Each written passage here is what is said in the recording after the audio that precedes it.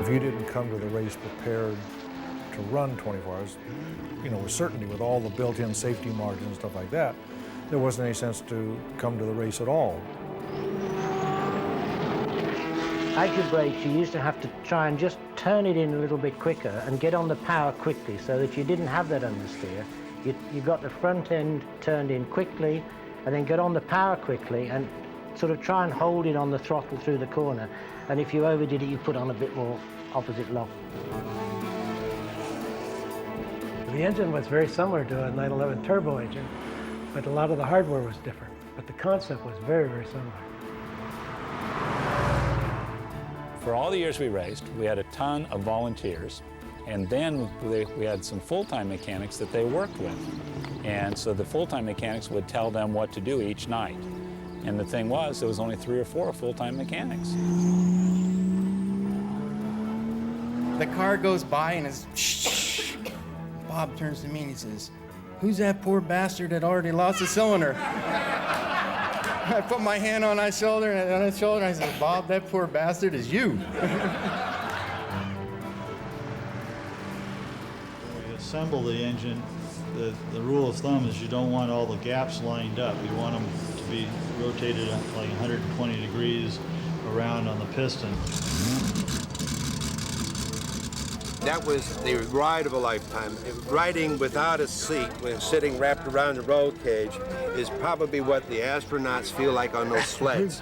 As he'd come down out of there and run with back onto the drag strip, you know, that nice big sweeper, and anticipate the boost and goose it, and woo! It was the best of times, it was the worst of times, but the worst of times were nowhere near as bad as the best of times were good.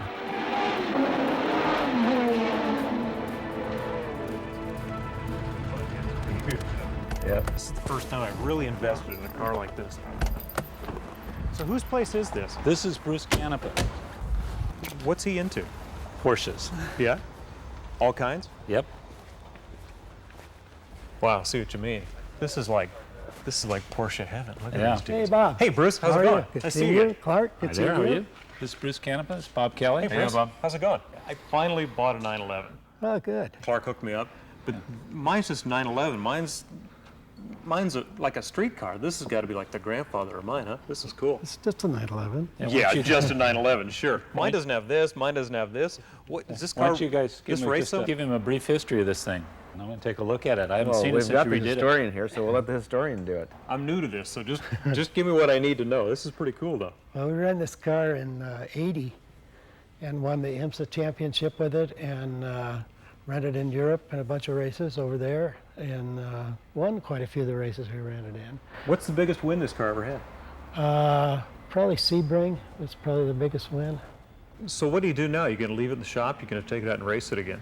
No, we've just completed entirely restoring this car mechanically and cosmetically, and we put it back the way it was at Le Mans, and we're going to take it to the Monterey Historic Races because Porsche is the featured car, and John Fitzpatrick's going to actually drive this car. We still have the 935 that I raced in IMSA, so I'll drive my old car, and John will drive this car, and Bruce, we're going to have some fun. Are you going to drive the 917? Are you going to take that? We're going to do that too. We just got this car, first of the year, and we totally restored it, and this should be pure excitement, this car. God, these are great. You guys make me want to go drive. I got to get out of here. I want to go play with my car. Bruce, nice to see you. Just be careful. Nice meeting you. All right. Be careful. Bruce, nice to see you again. Nice seeing you again, Bob. See you guys. Clark, good seeing you Thanks, guys. again. Bruce. See you later, Clark. Take care.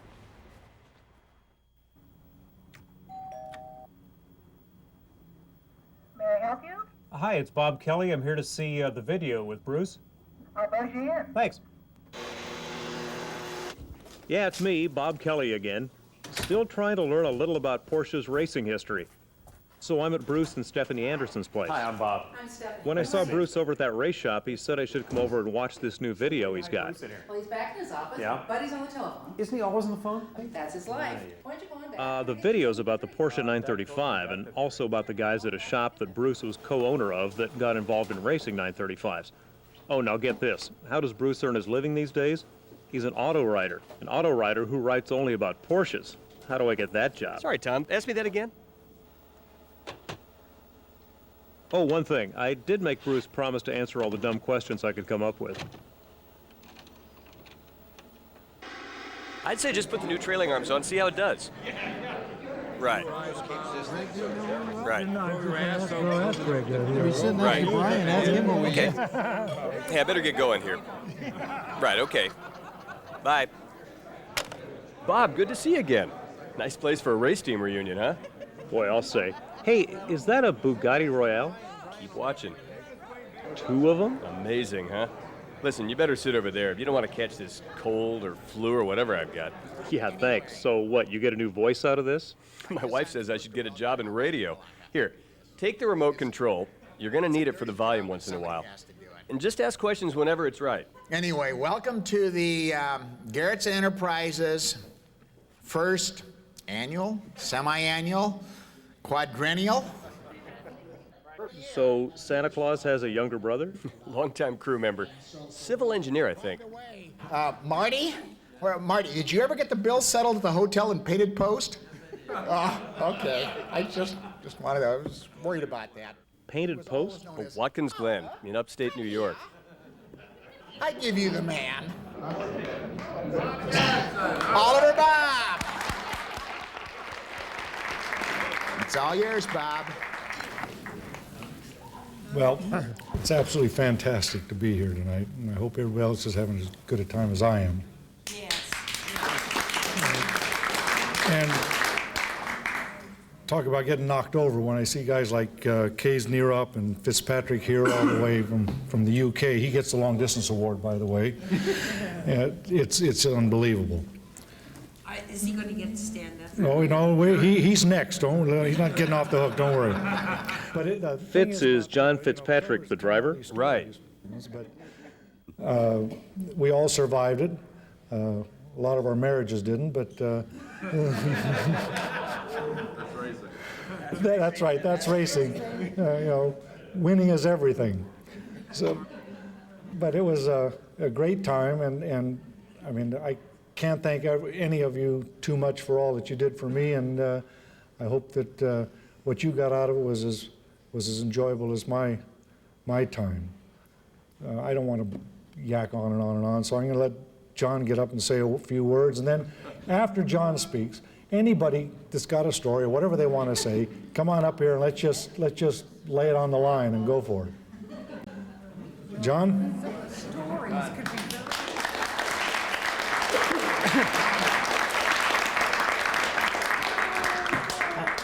I wasn't expecting to have to say anything, so I have to get my thoughts together. But when I got the invite for this, I mean, there really wasn't a second thought. It was just, how can I get over there? And Sandra was the same. Unfortunately, it turned out she couldn't come because the boys were home from school this weekend, so she couldn't leave them. But 1980 was just it was my best year ever in motor racing, and the thing was, it was really sort of the end of an era almost, and it changed because although it was really serious and there was money involved, it was still really a amateur effort. And by amateur I don't mean second rate, but what I mean is there were people who gave their time because they just loved to be there. And there I was in the car and I was relying on all these guys who actually just loved to be there. And the fact that was even better because, when a guy's paid to come, it's just a job. But a lot of the guys were there just because they loved to be there. And as Bob said, there are so many good times, so many races. It's difficult to pick them out. And actually, Tom and I were talking earlier.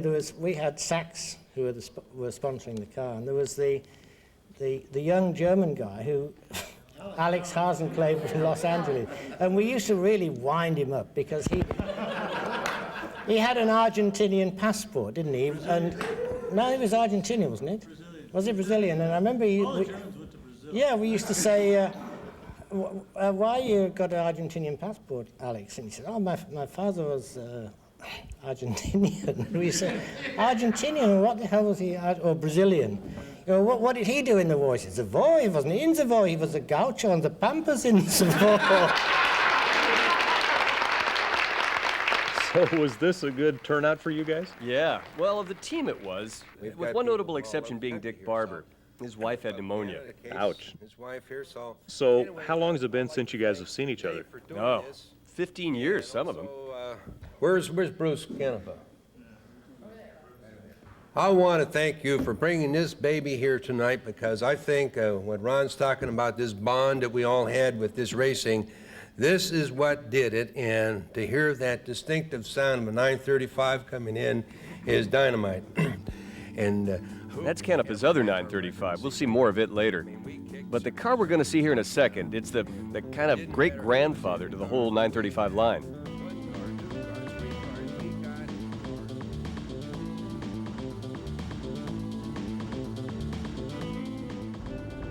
I hope it stays dry, you know, that I don't think they have any rain tires for the car, but... How long's it been since you ran a turbo Porsche? Well, let's see, well, about 11 years, 12 years most likely. No, I drove a 956 in England, just a little testing, nothing, you know, no racetrack time, just a little bit around Silverstone. Are you excited, or are you I'm intimidated at all? No, not intimidated.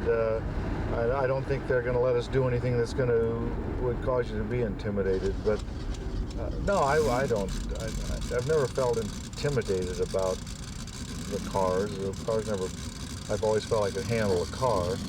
Sometimes you wonder, you know, especially when you get thrown in with a bunch of people you don't really know whether you're going to, cut the mustard as far as speed's concerned and stuff like that. But I finally found out that it doesn't really make any difference, because some places I was slower and then other times I'd be faster. And so my main forte was that I was always consistent. I mean, you could pretty well predict I was going to be around the same time every lap. It wasn't one really fast one, some slow ones and that kind of stuff. So no, I'm not intimidated. Bob was good, especially for a businessman, a mechanical engineer turned businessman, actually. Besides owning Garretson Enterprises, along with my brother and me, he had an electronics company he was partner in. It seemed like an awful lot of his sales trips would end up in Stuttgart, Germany for some strange reason. This 935 here should be the one that broke our string of Sebring wins, 78, 79, and 80. So this is a vintage race? No, more like an exhibition. It's called the Rolex Legends. 24 minutes versus the 24 hours of the main event.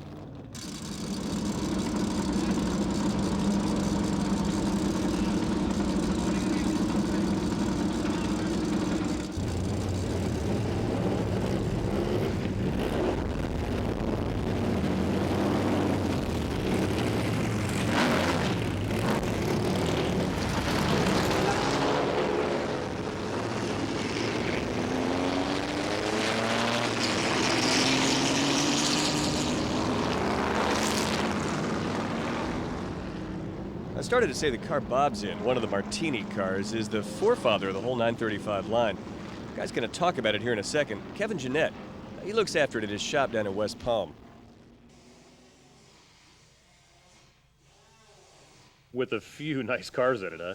A few.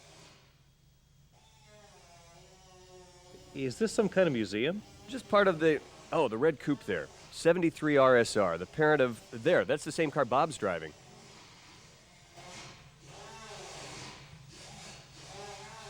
Gunner. That's the name of the place. They do race cars, restorations, and everything.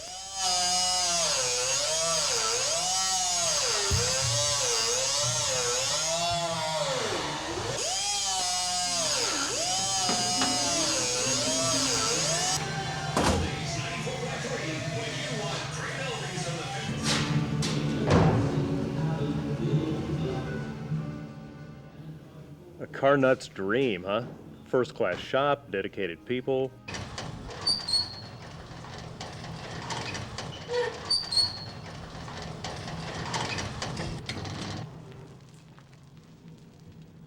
Wow, that's a pretty one. Has quite a history, too. But first, the owner of this little treasure chest, he's going to talk about the Martini car, the older car. This is really what 935s began life as. This is the 911 RSR Turbo. To most people, they just know it as the Martini Turbo or the Baby. This is one of the cars they first designated as the Baby because of the 2.1 liter engine. This car actually is the very first production 911 ever to see a turbocharger. They got the idea because of the turbocharged 917s, and they said, because of the rules, let's go ahead and build a 911 and see how fast it'll go. They put one gigantic turbo on the back of this little baby motor. It didn't make quick horsepower, but it did make a lot of horsepower when the boost came on. When you come to the power plant in the 2.1 liter motor, you come to the technology of Porsche that's always learning from day to day. Most racing Porsches or racing, turbocharged cars of today have all got an intercooler. But you can see in the early stages of the Porsche, I don't know who had the idea, but they put the intercooler right on top of the turbocharger. Now, as we all know, these turbochargers will get white hot when they run a lot of boost. So what they discovered was basically putting the intercooler on top of the turbocharger wasn't the best idea going. In the later cars, you'll notice that the turbocharger intercoolers are up inside the quarter windows or in different areas of the motor bay, not actually on top of the turbocharger. This car is original. It was first a 911 RSR from 1973, where it did win approximately 3 races in the 1973 season for Porsche in Martini trim, but not this trim. When they bolted the turbocharger on this car, the car was just not adequate enough in downforce to carry the power, so within the rules they started developing what we called the factory tricks. They raised the back window, which made the rear wing more aerodynamic. Because of the way the roof structure was, the wing wouldn't get the air, so they lifted this.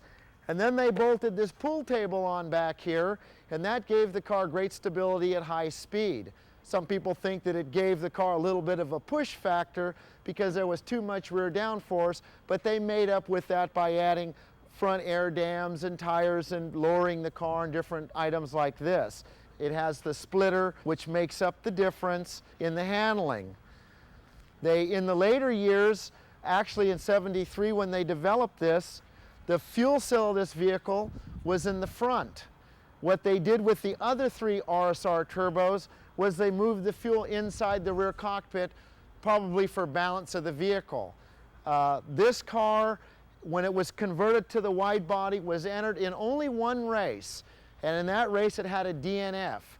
Basically, at that point, they had developed the '74 model, which were the other 3 of the 4 Martini RSRs built, and those are the cars that went on to race at Watkins Glen and all the races in Europe, including Le Mans, where they had a great showing.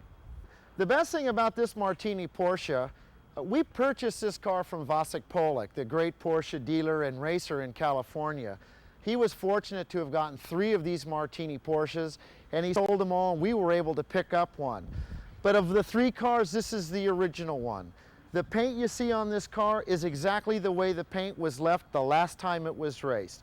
The insides, everything about this car is original. And you can see the attention to detail here. Porsche wasn't into detail, at least from the paint standpoint. They painted the car and used the theory to 190, who's going to see it? But what's so special about this car, it shows the workmanship to what these guys did to make these cars go fast. They didn't care about a stripe lining up or a rivet head showing. They cared about what mechanically was right, and they never let that be a second part of the car. The mechanics on any racing Porsche were always second to none. Sometimes the paint and detail had a little less to offer, but no one ever saw it because they were so fast. Who could see this stuff on a racetrack? Nice job, Mr. Jeanette. Yeah, well, it looks like this is over with. How much horsepower would the Martini car have? Around 450, and that's in about 1,800 pounds. Like Kevin said, it's a 190-mile-per-hour car. Do they ever get him up to speed in the event? For a few laps, Bob said it made him feel like a kid again. It was fantastic. It was really fantastic.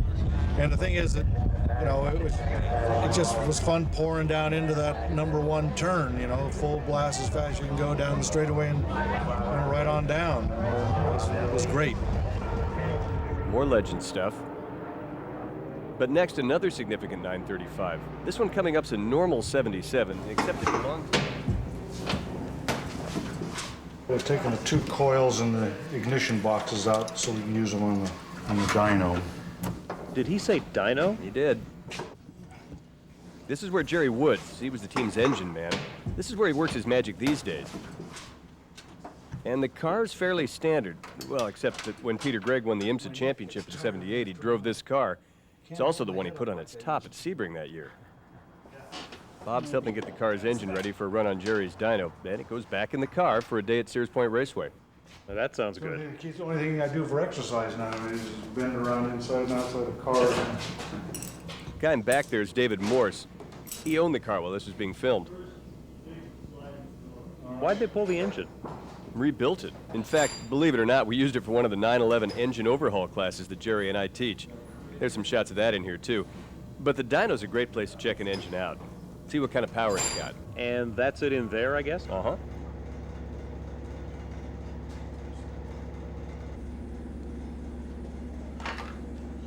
What is it exactly? The car's a 77, and it's got the 2.8-liter engine of that year. Single turbo, as you can see. Remember the size of that turbo unit, by the way. In a minute here, they'll use the starter to circulate the oil. Make sure everything's lubricated okay.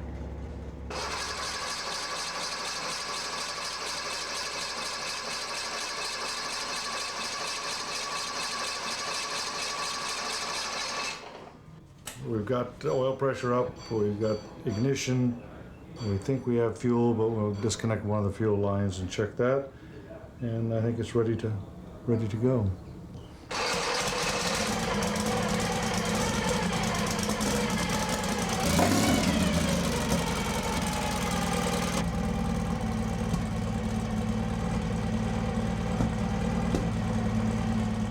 What's that big post?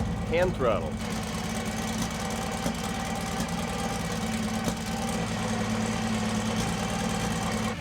The smoke's okay, huh? Just oil from the assembly burning off. They don't seem to mind. Running the engine in, breaking it in. We're running for about a half an hour or so just to get some load behind the rings and get them scuffed into position. Try and take some power runs, basically to see if the fuel settings are right for the injection, that it's not too lean, boost levels are correct. This is a fairly light load reading. This is 2,600 RPM and 53 horsepower. So it's, again, break-in procedure. We're not putting much load on the motor at this point in time. So load tries to slow the engine down? It's like a car going up a hill. Load would be the hill. How well it gets up the hill is an indication of the power it has.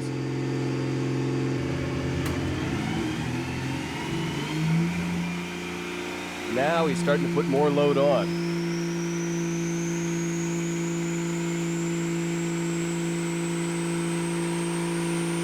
One thing we didn't see was Jerry changing the oil after the engine warmed up. In fact, he goes in and out of the dyno cell a lot, checking things over. The whole process can take, 5 or 6 hours. I want to take a look at the spark plug. Looks good. Looks good. Nice color. So in the old days, where would you actually redline these things? We would run them at 8,000 RPM in sprint races and 75, 7,600 in endurance races. For vintage racing, where would you conservatively redline? That's the owner's discretion.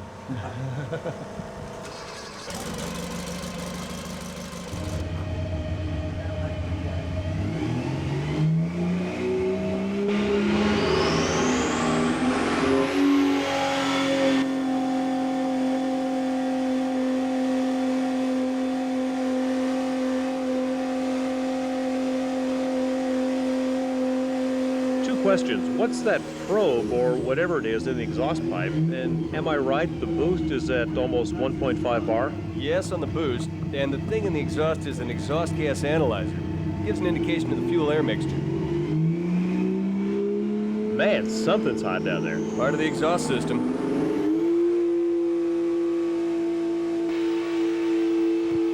Wow, that's wild.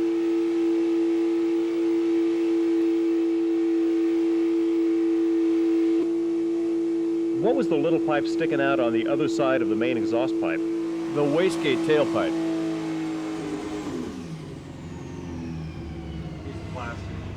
Yeah. Spec on it was 630 horsepower at 8,000. Yeah.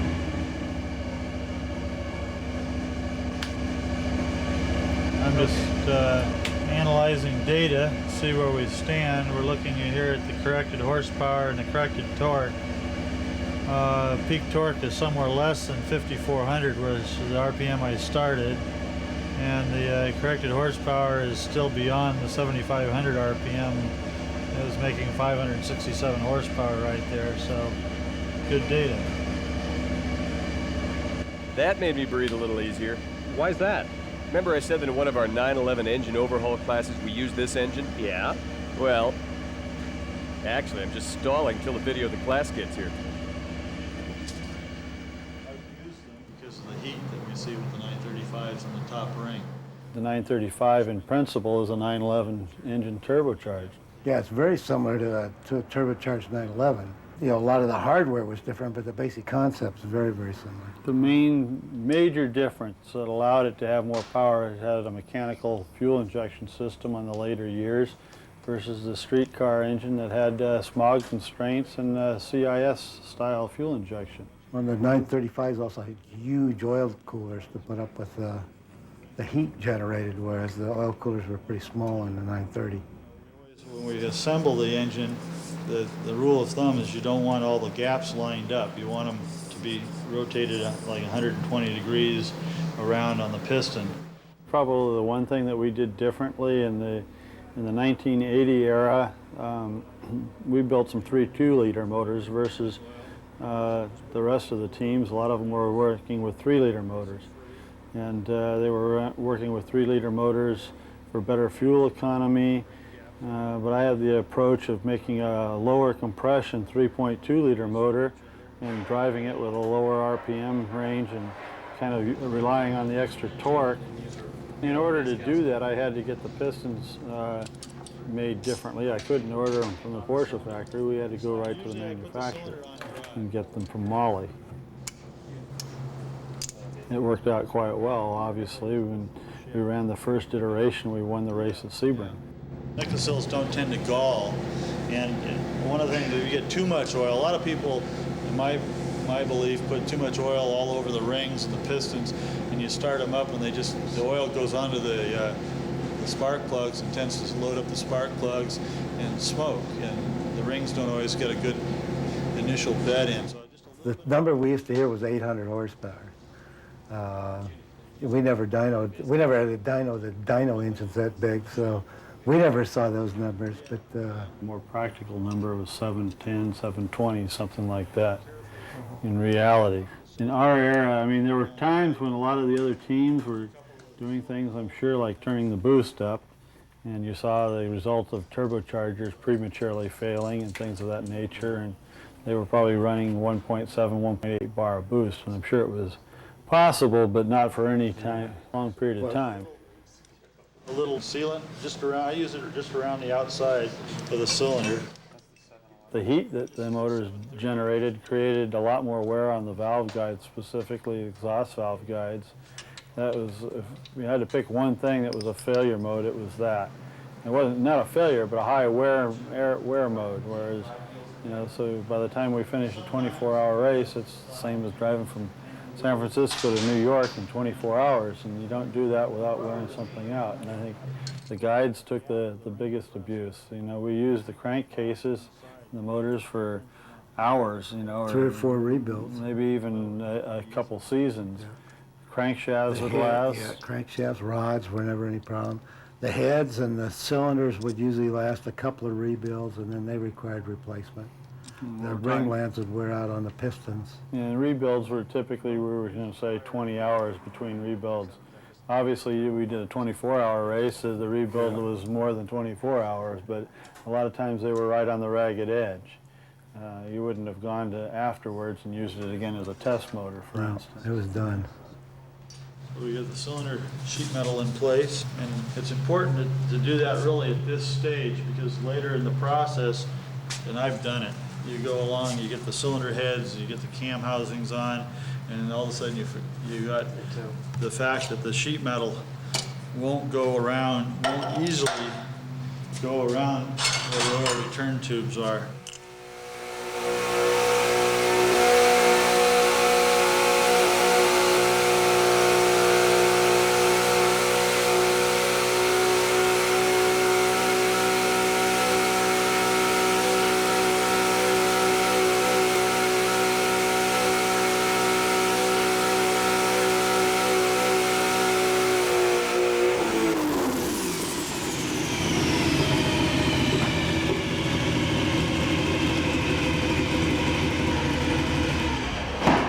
Everything okay? Put it in the car. Now, is that worth the price of admission? Boy, I'll say.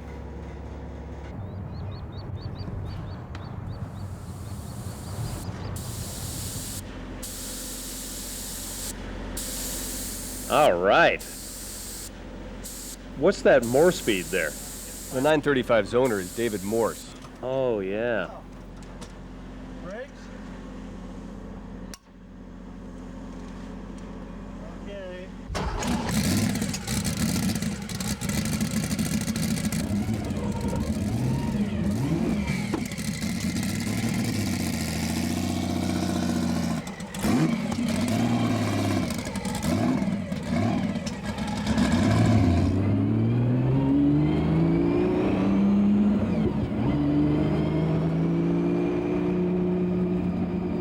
Dave Morse is going to take some easy laps. Make sure nothing falls off the car.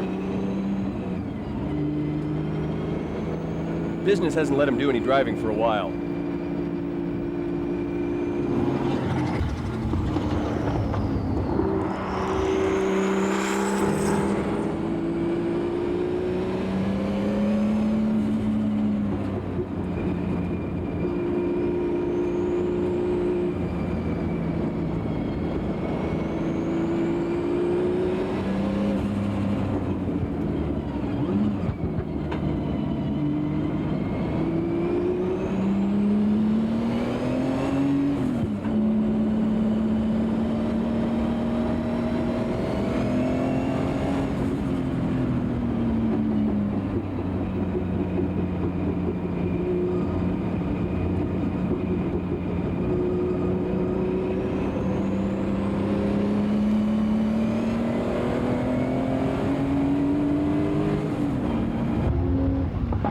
By the way, the wheel diameters there's 16s on the front and 16s on the rear. The rears really should be 19s like we used to run, but you can't get race tires for them anymore.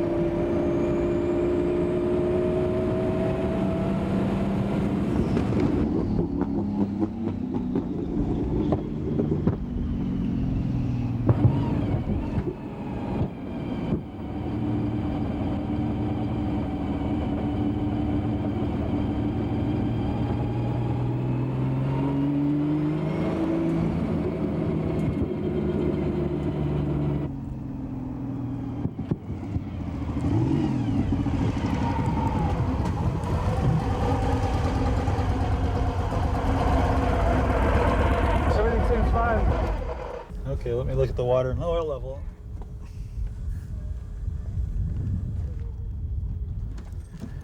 Checking the levels here.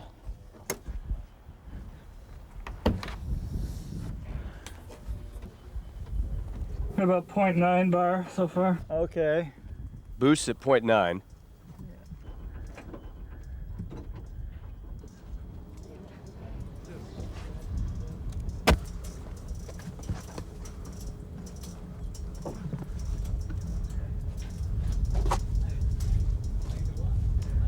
Okay, things look good. Okay.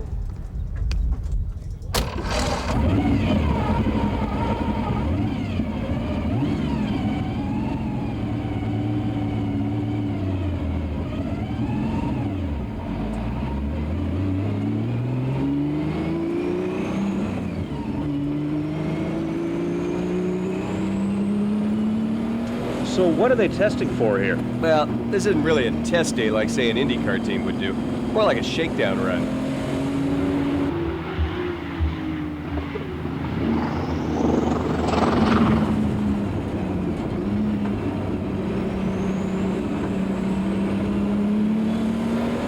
Speaking of tests, are there any road test numbers on a 935? Yeah, I should have that maybe right over here at my desk. Here we go. Let's see now. Okay, first these are on a 2.8 single turbo, just like this one here, but on a 76, not a 77. 0 to 60 in 3.3 seconds. 0 to 100 in 6.1. 0 to 150 in 11. Man, those are quick. Quarter mile in 8.9 seconds at 133 miles an hour. An estimated 1.4 Gs in cornering. Braking from 60 in 92 feet. This is from the January 1977 issue of Road and Track, but Porsche did the testing themselves. Oh, the German magazine Automotor und Sport tested the 79 Kramer K3 that won in France, but with the 3.2 engine. Let's see. To save the clutch, they did a rolling start, then added on a calculated amount. They have it at 3 seconds flat, 0 to 60. 0 to 100 in 5.8, and to 120 in 8.1. But then listen to this last set of numbers. These are also from the factory, but they're for the last 935 Porsche ran as their own team car in 78. 0 to 62 in this case, 2.8 seconds. And 0 to 125 in, looks like 8 flat. And that was geared for Le Mans, evidently. Man, these things are really fast.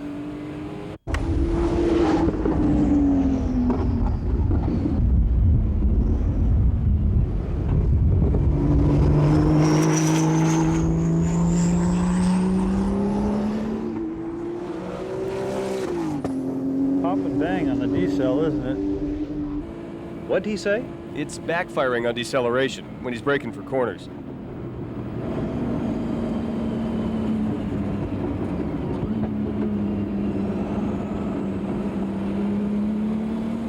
You also hear it stumble a little, like under lighter acceleration. That's a characteristic of the fuel injection on these. In the mid-range of those cars is they're fat a little bit. They blubber and sputter. What it is the fuel getting into the exhaust and kind of popping and cracking and burning in the exhaust. Once it gets on the gas, the thing just cleans out and cooks.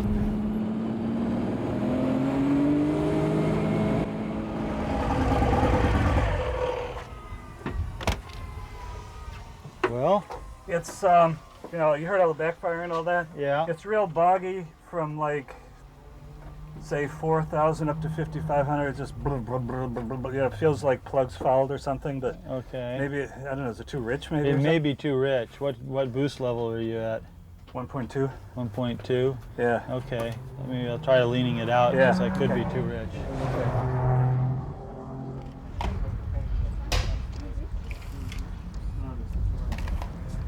Faster than that. We're going to change the fuel mixture.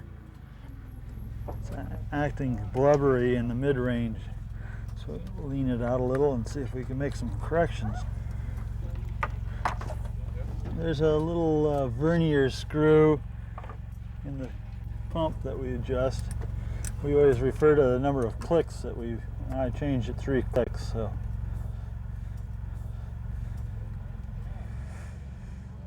By the way, what's that car obscured by the mirror there?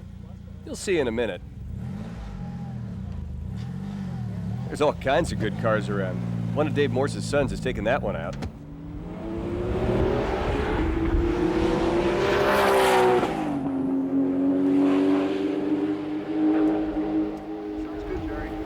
Sounds a little better.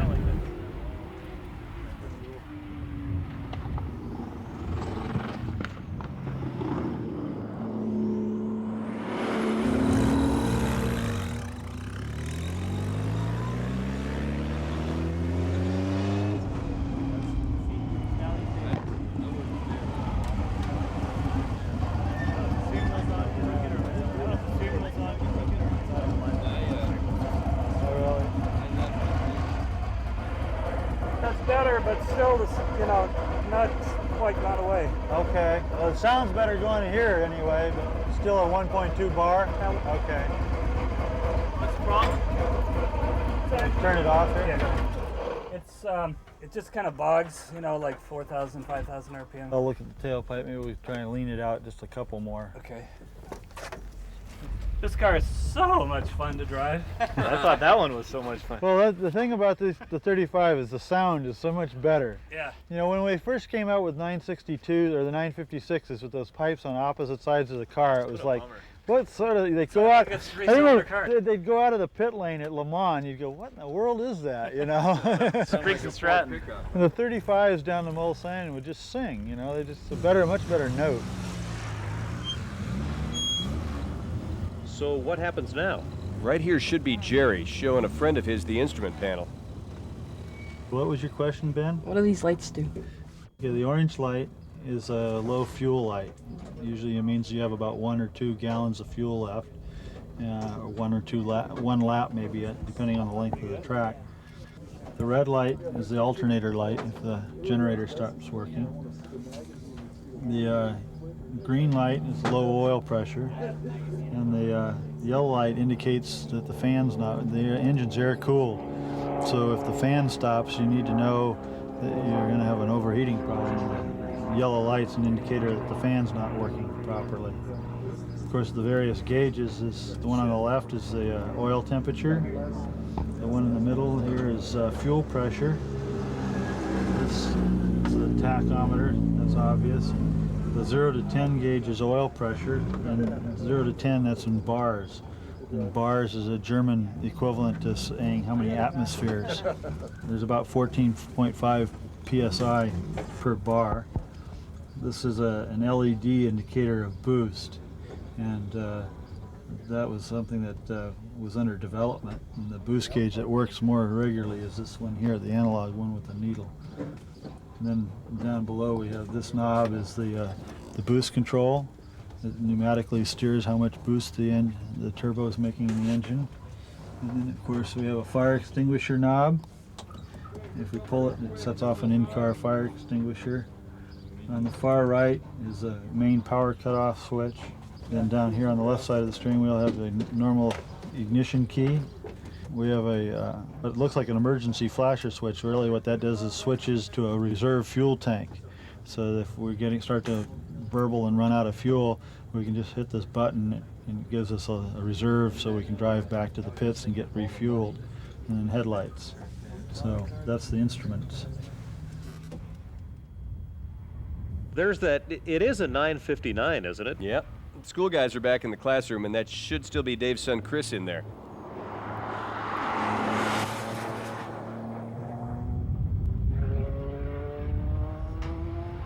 Wow, is that the car we saw in the pits? Yep. Dave Morse's 956.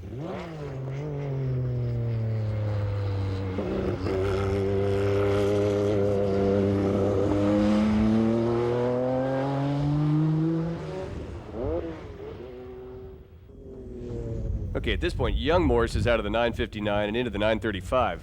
Poor guy. This car sounds so foreign compared to a 35. It's good.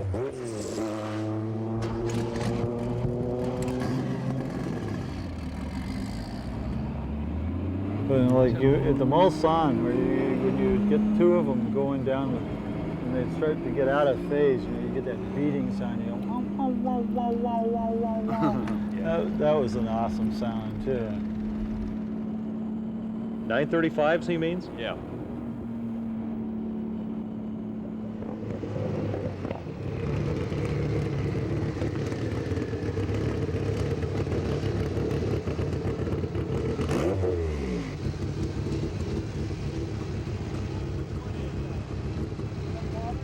They're talking about the gearbox. You heard Morse having trouble shifting. It is better.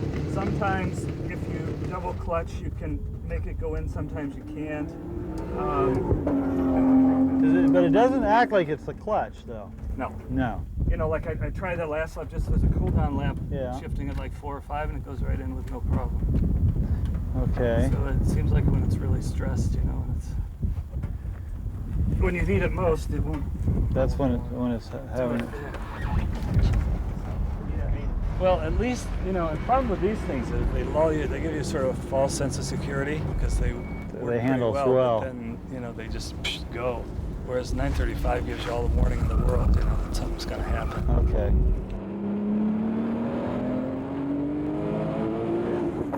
Yeah, when you were going around there, it was popping about a lot more crackly.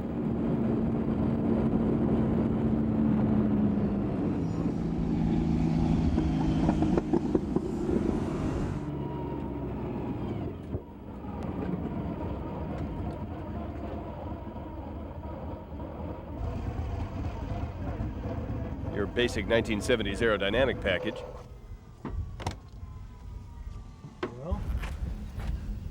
That motor's a lot stronger. Oh yeah. Jeez. Oh yeah. You notice a difference? Oh, that's a lot stronger, yeah. Uh-huh. Yeah. Are you done for the day, or what's your... It would be nice if you took the 35 out again and we'd... Yeah, okay, maybe lean it out a couple more clicks. Okay. Yeah, Chris said it's still bogging down. Still dead? Yeah. Okay. I mean, I know that's not my power band. And I'd like you to try it at like 1.4 bar. Okay, so we'll and crank see what it does.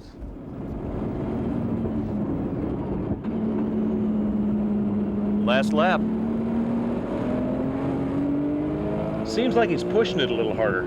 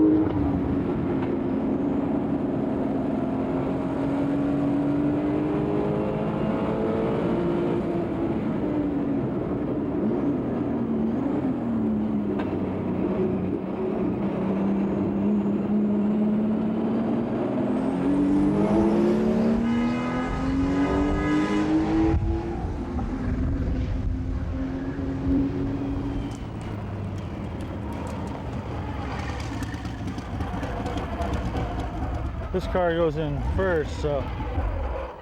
And is the mid-range better? Better, yeah. Okay. Yeah. Yeah, well, we're back down in the mixture where it used to be. Okay. The brake's still mushy? Yeah. Okay. They work, but his pedals just... Way down. We weren't doing any lap timing. Basically, you know, Dave hasn't driven now for about 1.5 years. You know, he's an active businessman, and you know, he needs to get the rust out, and we needed to make sure that the motor was running right. I mean, we did the dyno work, and most of the time, you know, there's not a problem, but you do see that we did change the mixture some since we had it on the dyno. We could actually go afford to lean it out. When we first went out, the car was a little bit rich, and it would pop and bang on the downshifts. You get a lot of fuel on overrun that gets into the exhaust, and you know, we can look at the tailpipe color. It's kind of an antique way of telling mixture, but it works. And so we made some adjustments there, and the car performed well. The balance of the car was real good. We have to do some work with the brakes. We're getting some air in the brakes. You have to change the brake fluid. It's old. You know, the car's been in storage now for about 2 years. So this was a shakedown, and it went real well for us. The soft underbelly of the 935. By the way, do you know why they're called 935s? Probably not the whole story. Well, the first street version turbo was called the 930, and this is one here. So that's the first part of 935. Then the 5 on the end comes from the classic raced in Group 5. Group 5 was part of something called the World Championship of Makes. See, Porsche, when they heard that Group 5 was going to be production-based cars, They designed the 930 with the new rules in mind.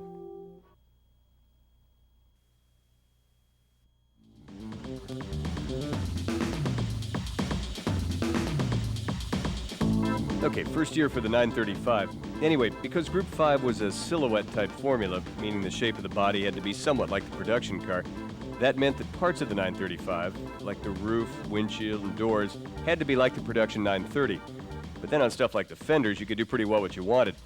Like take springs, for instance. They put titanium coil springs on all four corners instead of torsion bars. Why the change? Easier to adjust and lighter. Then the engine. It was pretty free, too. Though if you changed the displacement, that would affect what weight you had to run. Okay, now this right here is the coming out party for the new season and the new cars. That's the original 935 you're looking at. What's this place? Weissach. It's Porsche's Research and Development Center. For 2 years, we prepared this new championship, the Silhouette Championship, and I consider that with the new car, Formula 5 and the Formula 6, we can have good results, and we hope to be successful in the 76 championship. That was Rossi, as in Martini and Rossi, the sponsor? Yes, and Jochen Maas here. He's going to be one of the two primary 935 drivers this first season, along with Jackie Eakes. I think you're right. In all my career, I have driven for all the big manufacturers, the big names of cars. The only one I was missing, that's a Porsche name.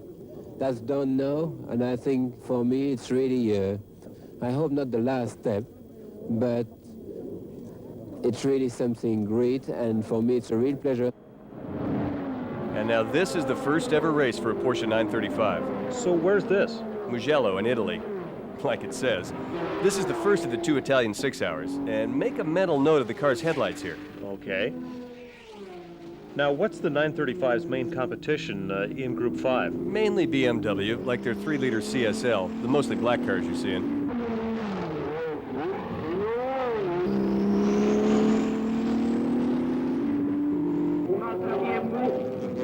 So we're seeing the different diameter wheels now? Right. The fronts are 16, the rears are 19. How wide are they? 11s and 15s. You know, this is probably the first ever pit stop for a Porsche 935. Back to the wheel. See, the rule said you had to use a wheel and tire combination that didn't exceed 16 inches in width. And Porsche felt that 16 inches didn't give them enough tire on the ground, at least in the rear. So by going to a 19-inch diameter wheel, that makes the tire's circumference grow, and that means its footprint gets longer, while it's still just as wide.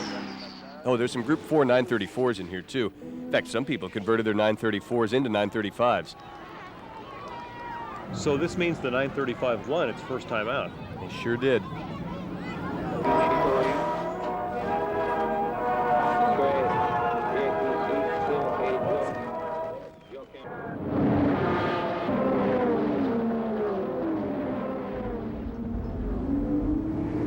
Well, stock headlights. Right. At the first race, this one's another 6-hour, by the way, rulemakers argued with Porsche that the slope nose didn't conform with the stock appearing front end rules, so they had to revert to this. But after some more debate, the CSI changed its mind and they went back to the more aerodynamic front. So it was stock for how many races? 2. This one and the next one at Silverstone. And there's another rule problem at this race. They decided the shape of the engine cover isn't legal. You're supposed to be able to take one off the race car and fit a stock one back on, one off a production turbo. Trouble is, the 935's original intercooler sticks out too far for that to happen. By the way, that's a Lancia. We'll talk about those little devils later on. The Porsche does win here by a huge number of laps, but the factory decides to change its air-to-air intercooler to a smaller one that's water-cooled. It's less efficient, though, like the 934 has, but then that means adding radiators and all the required plumbing. It's a major annoyance, especially when they're only given a month or so to re-engineer the whole thing. At least they're allowed to run one more time with the original setup. Was that John Fitzpatrick? Uh-huh. One of the enemy at this point, especially after, see there on the left, the 935 fried its clutch at the start. It got going, but not very far. We can push it to the pits. We look at it.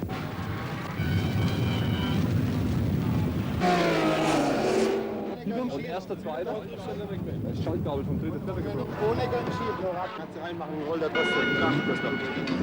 See, production headlights again.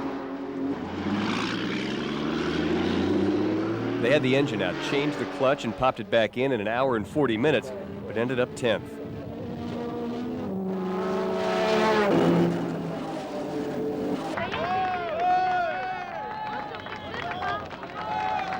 So Fitz won this time. Yes, he did. So this is the intercooler changeover back in Weissach. They put the water radiators in the openings in the fenders there. The fenders, and the rest of the body for that matter, what are they made out of? Well, they start with a basic 911 steel body, and then all the more or less replaceable parts are either fiberglass or a polyurethane foam material.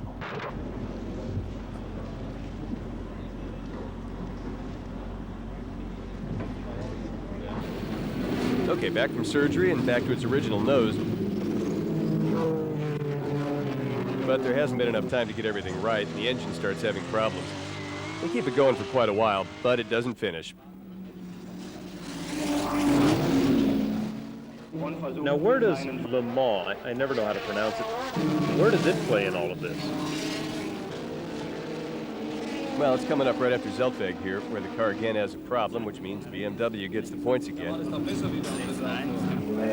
But as far as Le Mans goes, well, it's run by the French, so it's always a little different, sometimes a lot different. It's coming up here in a minute. It's not part of the Makes Championship either, but since it's the 800-pound gorilla of endurance racing,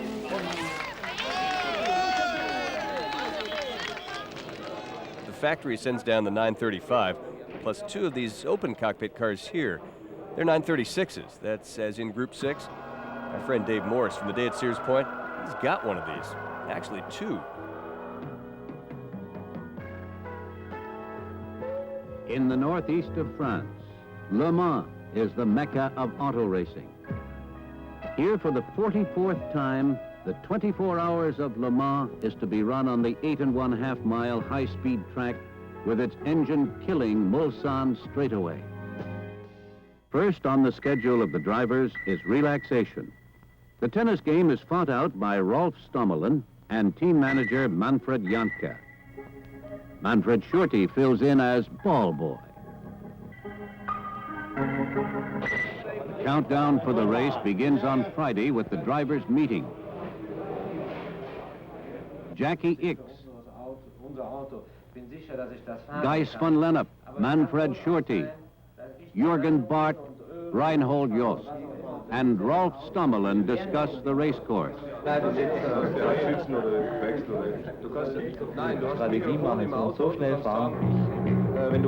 afternoon, the last couple of hours before the start, are among the most exciting at Le Mans.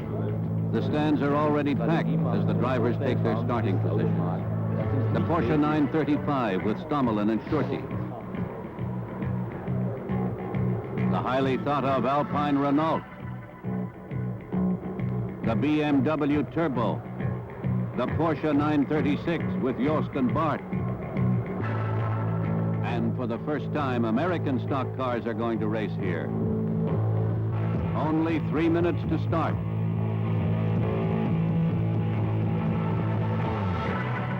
And now, the battle of men and machines begins.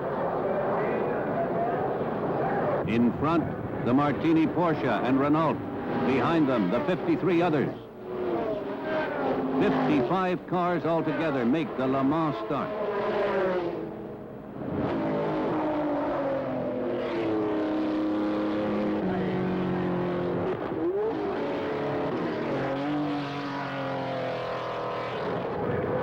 French spectators particularly appreciate the Renault taking the early lead.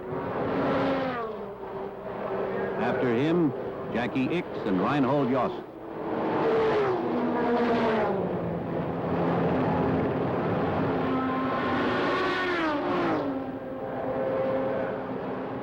But only 20 minutes into the race, Jackie Ickx takes the lead.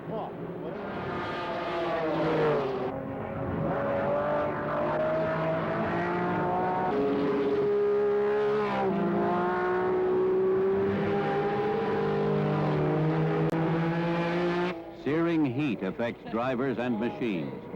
Outside temperature reaches more than 95 degrees. Inside the cars, it goes to more than 120 degrees.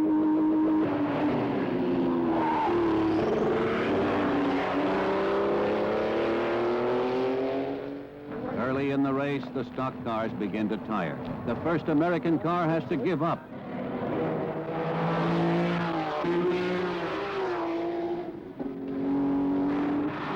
On the straightaway, the Porsche 935 rolls at 208.66 miles per hour. In the Porsche pit, everyone concentrates on the race, including Martini team sponsor Count Rossi and his wife. Tandis que sur les pelouses, vas-y donc je te pousse en douce, le public tourne les pouces, chacun se croit. At nightfall, a special atmosphere settles over Le Mans. The unrelenting speed in the dark is fascinating, and for some, very tiring. Et quand la journée s'achève, en portant sa ration de rêve, chacun s'en va en chantant, qu'ils reviennent bien vite dans un an, les 24 heures du Mans. The Martini Porsches are still in good form. Stommelen and Shorty are in third place. Hicks and Van Lennep still lead. The world ski champion of Liechtenstein, Annie Wenzel, cleans the helmet of her fellow countryman Manfred Shorty.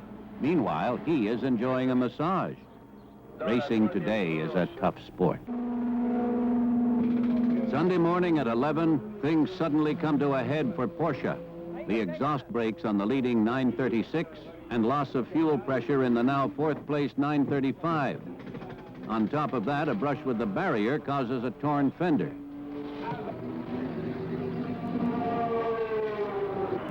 Now the competition begins to catch up, lap after lap. Finally, both cars are back in the race. And in spite of the pit stop, Hicks and his Martini Porsche still hold the lead.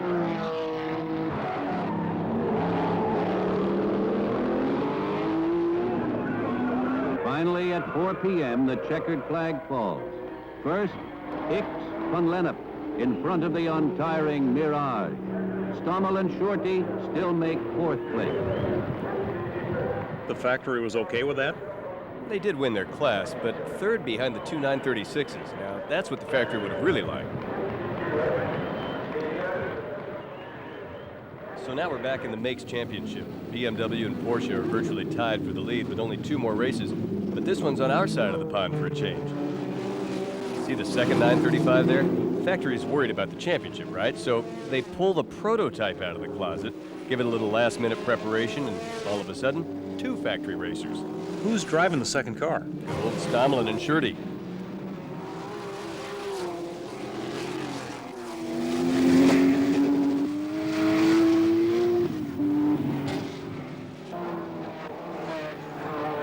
Talk to me about engines a little bit here.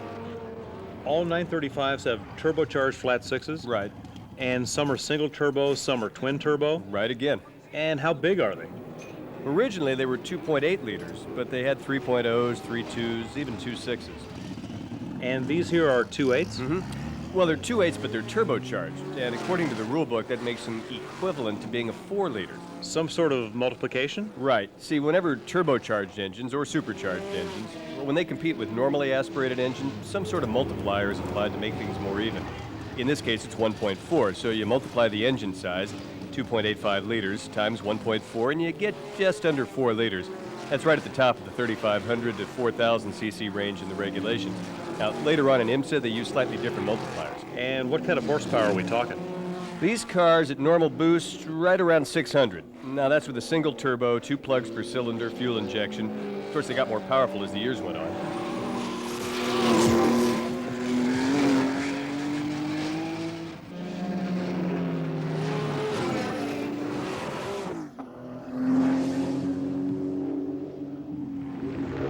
Looks like the second car paid off.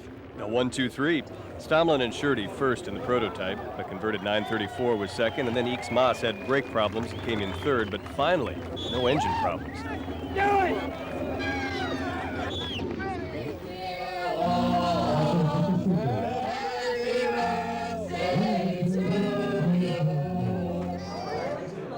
Domelin's the birthday boy? Yep.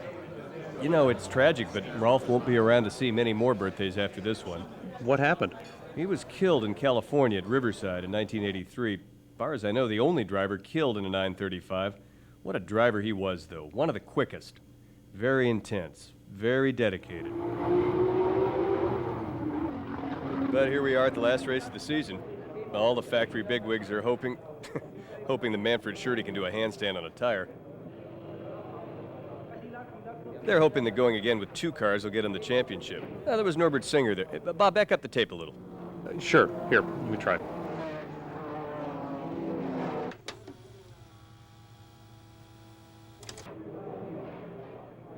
The IMSA's, Porsche's top brass. Yeah, that's Singer, head engineer on the 935 and a whole lot of other Porsche race cars.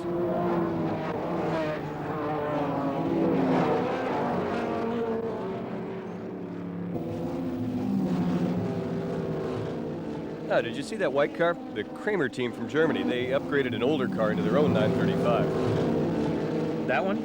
Yeah. We'll see more on the Kramers.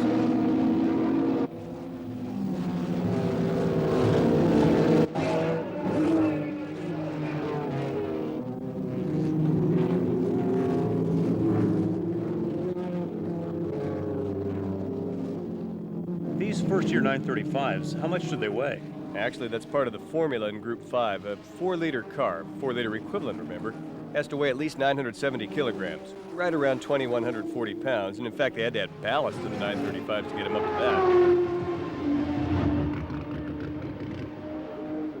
that. Now, if he decided to go bigger on the engine or just stay at the 930 stock displacement of 3 liters for that matter, they would have pushed it over 4,000 cc's and put it in another weight class, and that would have complicated the tire situation. Tires? Remember the maximum of the wheel and tire combination we talked about? The width, I mean, not the diameter. Now, if Porsche had gone with a bigger engine, they still would have had to run that same 16-inch width of tires. So a little less power, a little less weight, suddenly things are a little easier on your rear tires. Sounds good.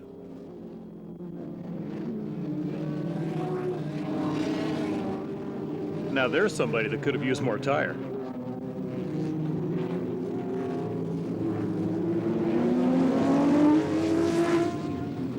As for transmissions, they only had 4 speeds, right? Yep, the production 930 turbo had a 4-speed, so that's what the race cars had to have.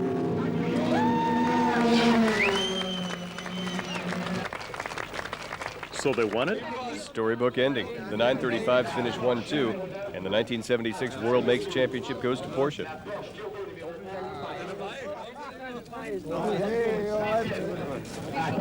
I'm pretty sure that meant, how about sharing the champagne?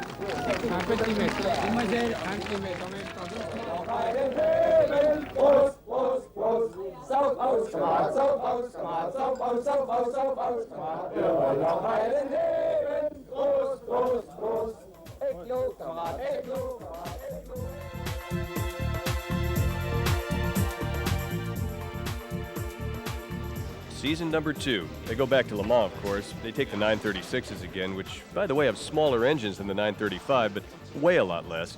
And they take this one 935. There's Rolf. Now, how about this?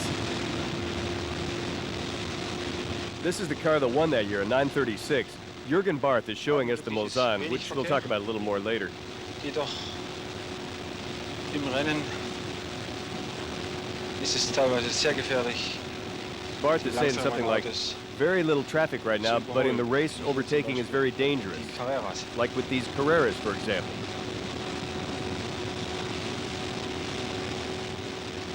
Jetzt kommt die schnellste Kurve in Le Mans. Now comes the fastest corner in Le Mans. 340 kilometers. Durchfahren. Vollgas. Full gas. You know, fortunately or unfortunately, the Mulsanne has changed now. Not as fast anymore. 300 Meter Anfangspunkt. Zurückschalten. Mulsanne, the corner coming up, is the slowest corner in Le Mans, downshifting to 60 kilometers.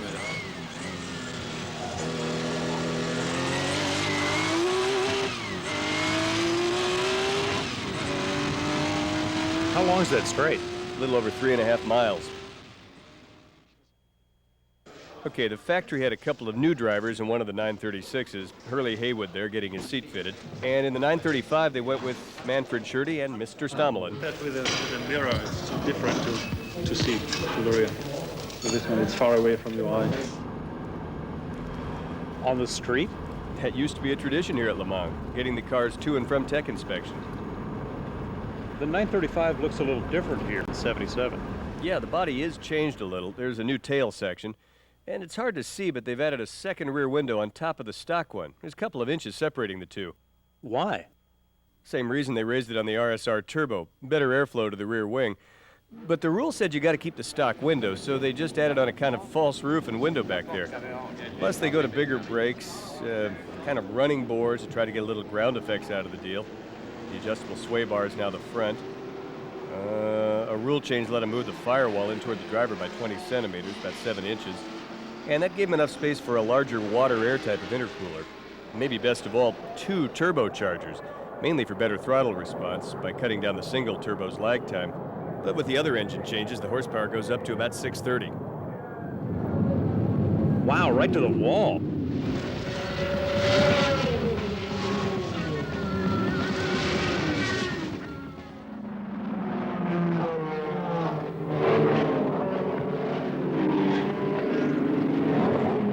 Hey, wasn't that red car a 935?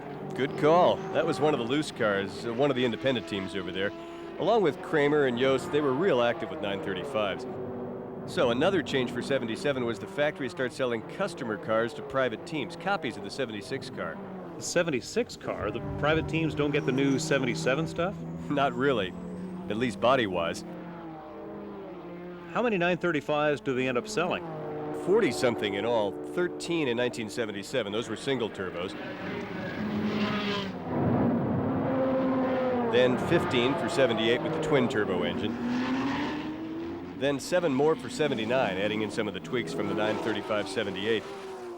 Then the last 935s from the factory were a few made for 1980. Some of those were sold as parts or as tub chassis units. What'd they cost? Let's see. In 79, I think I remember them selling for $120,000. Was there much profit in it? Nah, they didn't sell them so much for making money as to have a number of Porsches out there competing for championships. And it worked? In this year here, 77, Porsche had 9 wins in the 9 races of the Makes Championship. I guess it did work. Actually, it worked almost too well. Porsche starts getting criticized in the German press because after BMW pretty well pulled out of the Makes Championship, everybody was saying that Porsche was having it easy, and they were. So just to prove a point, they built one special 935 to run in the smaller class in Germany where BMW and the others still were serious. It had a tiny engine, a 1.4-liter single turbo with a 5-speed gearbox, by the way. It was the first 935 built with a subframe of aluminum, which helped it weigh only about 1,600 pounds. You know, some people call the early small-engine RSR turbos baby. This is the real baby. Its total history is 2 races. First one it didn't finish. It only had 3 months to engineer and build it, but it won its second race by half a lap. Pretty well shut the critics up. Later on, a driver from Sweden built a similar car called the L1, mainly for the same German races, but without too much luck.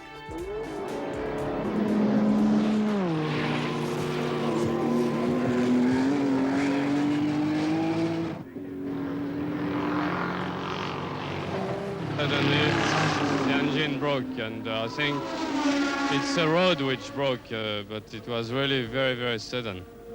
Where did it happen? It happened coming back to Indianapolis. I was on 5th gear at 6,500 about. So what'd he say broke? Connecting rod. So it's now one 936 and the one 935? That's right, and the last 936 hung on to win it, while our boys are in trouble.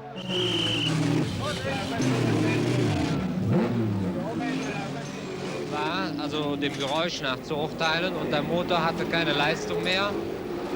Bin dann mit langsam fahrenden Auto ganz langsam. He's saying something like, it felt like the exhaust broke. The motor had no more power, so I drive slowly back to the pits. Then it became apparent that something was wrong with the cylinder, but exactly what we don't know. Then Moss, the interviewer, says, Manfred, you're now out of the game. Are you going to drive in another car now? And Schurte says, I don't think so. We now have 2 of the factory cars out, so 6 drivers in 1 car is too many.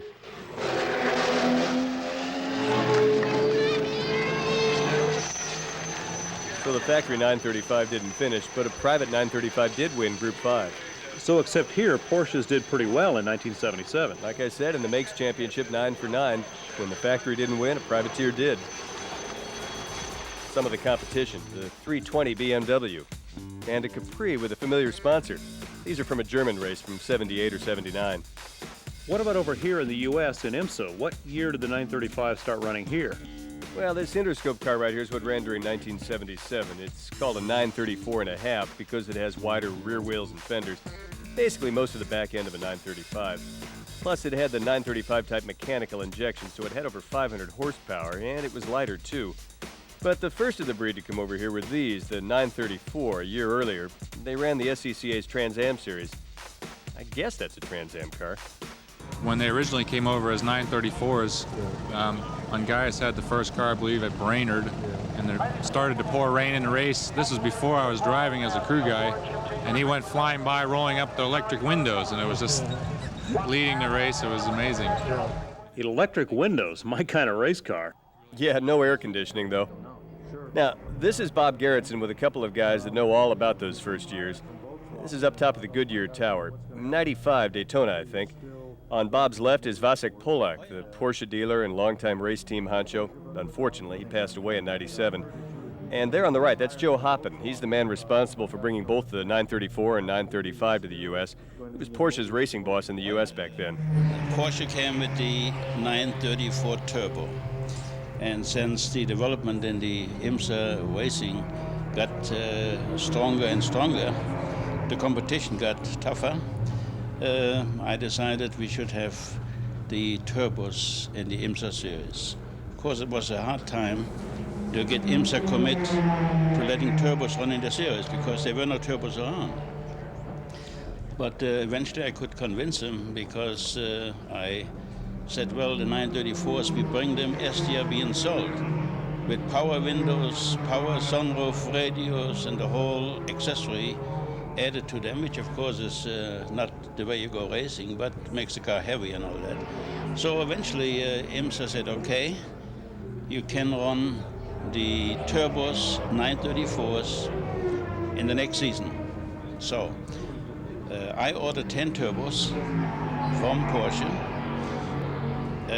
assuming that I could sell some of them, race some of on our own. And I go to Germany, to Weissach, testing the 934 turbos with Holbert and Peter Gregg.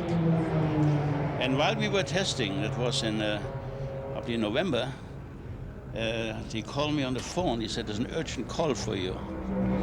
There was John Bishop telling me that he changed his mind and turbos would not be eligible for the coming season. So I said, well, there's no need to discuss it in length on the phone.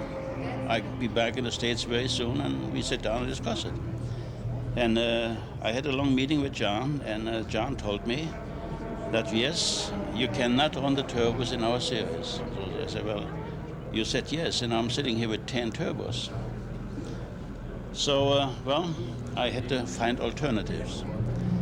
Because my management told me, I ordered these 10 cars, quite a bit of money involved, and of course we normally paid those cars after we sold them. And here, of course, I couldn't sell the car, which you couldn't race. So I called a couple of friends. One of them, of course, was Wojciech Polak. I said, Wojciech, look, we got these cars, and you got to help me somehow to utilize these cars. And Wojciech says, well, where can we run them? I said, well, I have to find a place for them. I don't know yet. So I went to SCCA. The Trans Am series was faltering. It was almost dead. I went to SCCA and I said, look, I have a proposal. If you let us on the turbo Porsches in your series, I guarantee you 10 cars to participate in your series. Plus, we let you have the Super V series, and you have a very good championship. And well, in the meantime, it was already almost January, and the season was coming up, the SCCA season. And so I called Wojciech. I said, Wojciech, we probably can run the cars, and you're going to get 3 cars. One of them or not, you're kidding. Yeah. Wojciech said 3. Well, I said, well, that's the minimum for a big dealer like you. Anyway, also Hermann and Müller, Porsche Audi got one, and Al Holbert. Now comes the first race, here in Pocono Speedway. And we had the cars, we didn't have much time, so the cars came by airplane. We trucked them to the racetrack, and Wojciech got Hurley Haywood and George Vollmer to drive. Al Holbert was driving his. Hermann Müller was there with one, and then I invited a whole bunch of Carreras. I paid them to come to run Trans Am. Ludwig Heimrath, Bob Hagstead, and we ourselves had the 2 Scirocco's for Trans Am. And so we had our 10 cars there. And of course, Wojciech's cars came in 1-2. And we won the Trans Am series, and we also won the championship. The car came on the truck, 2 cars, just came. We take the paper from shipping paper from window down, clean the car, change the gear, do nothing, just little adjustment, and we'll do other adjustment lately. But just detail, little filing. But when the car came from factory, it was ready to race, and that's proof many times. And that was also this time. We just cleaned them, and we was first and second, Hurley and George Vollmer, and we was, and this go on, and we was whole season, and then we won championship for Porsche. That time with 934. But in IMSA, no 935 yet? We're getting close, like with the 934.5, but next is where Garretson Enterprises, we jump in with both feet.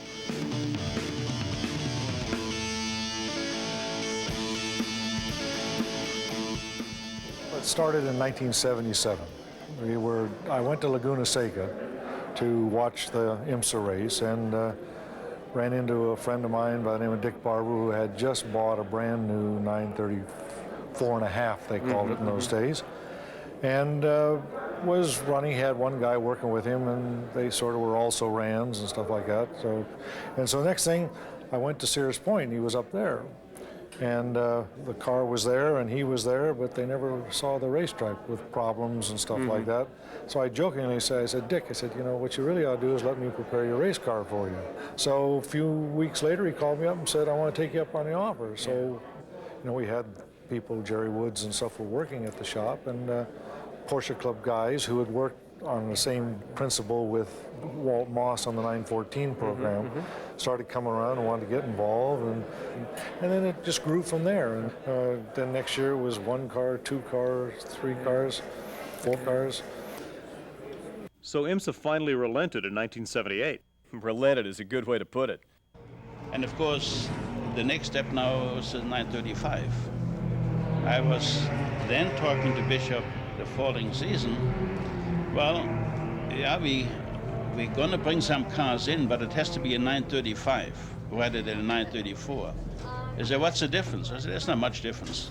Just 934, 935, no power windows, no that. He said, was going back and forth and didn't know. So fortunately, I was actually pretty close with Les Griebling, Mid-Ohio. Yeah. I said, Les, you got to run a special race, and with Porsche 935s and all the exotic cars. He said, that's a good idea. When do we do it? I said, well, he organized the race then, and there were a lot of these type of cars, exotic cars. And in the meantime, we had Jim Busby with a 935, and Wojciech got, of course, Vollmer back again. We got Jackie Ickx, we brought him over to run, and we got a lot of talented drivers. And suddenly, Bishop realized the 935 is not such a bad idea either. And also the Camel people, the sponsors, suddenly got very interested to see that race in Mid-Ohio was so good. Porsche did a lot of promotion, there were a lot of sponsors, and well, finally Bishop then agreed to let the 935s run. So now we started a whole new era. Starts our new era too. 5 years wandering around racing 935s. This is our first 935. This car, well, parts of it anyway, is the one I end up calling Warhorse. Goes on to have quite a history with us. How'd you do there at Daytona? Not bad for our first 935 effort. Got a second. Blew some rear tires, which tore up the bodywork there. What happened was the rear springs were too soft and we got too much negative camber, you know, squatting on the banking, and the inside edges of the tires got hot. The whole Daytona gang. Yes, 54 minutes. Now this is Sebring, our oldest film, and we run the Daytona car again and a second car. I was joking when I asked Dick Barber whether we could prepare a second car because I'd like to drive some races. We'd only done one race with him, and but we were successful. We'd come in second at Daytona, I said, and he says, yeah, if you can get it ready, we'll run 2 cars. Hey, gentlemen, one thing that we want to do this weekend is win under any circumstances. So, having 2 cars, we're going to have one of our cars be a rabbit. We want to go absolutely full speed and draw the other cars out and force them to brake. Yeah, when I start the race, I go so fast as possible, very high revs, a very high boost, and I think it's no problem to beat the BMW and to push him so hard as possible that the BMW will break down. And then we take the lead. Maybe we take the lead immediately, and then I think it is no much problem. And then we slow down. But in the beginning, we go so fast as possible. That way, Charles, you guys keep us in sight, and as we're the rabbit, we'll be right there at the end, hopefully. Are you ordering us to take it easy then? No, I want you to keep us in sight because we don't want any cars to really... I thought you were ordering us to take it easy.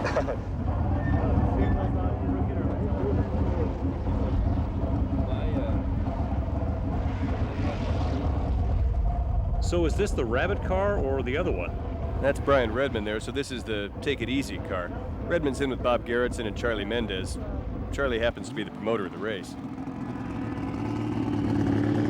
Whoa. That's just a little pit stop practice. How'd you guys end up in qualifying? Dick and the European guys second, Bob, Brian, and Charlie fifth. Okay. David Hobbs had the pole, but he didn't stay there long. Stommelin took over the lead and set fastest lap.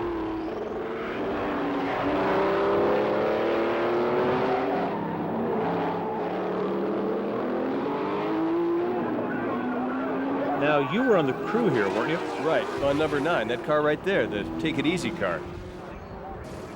So the team's got 2 cars and what, 6 drivers? Yeah, well, this is a 12-hour race, don't forget. This way, Dick Barber, he's the finance guy behind all this, and Bob Garretson. See, with 6 drivers, Dick and Bob could justify driving even though they weren't as quick as, say, Ralph Stommelin there. Of course, hardly anybody else was either. Oh, and here's one reason you want more than one car. The Rabbit's in trouble. It's out of the race in a little bit here. Now it's all up to the 9 car. I'm getting an accident report from the S's. Car 59, Peter Gregg has flipped. Gregg has flipped in the S's. Gregg is out of the car and okay. And that's the car that Dave Morse had at Sears. Oh, yeah. But how'd you end up with drivers like Manfred Schurte and Rolf Stommelin anyway? Well, the factory scaled back its racing for 1978, but they already had their drivers under contract, guys like Rolf and Jackie Eakes. So what they did, they loaned them out to the private teams. In all, we had something like 40 drivers in our 935s. Why so many? For one thing, some of them paid. I think it was around $25,000 for a Le Mans ride. Or they brought a sponsor with them. You see Budweiser, BP Gas.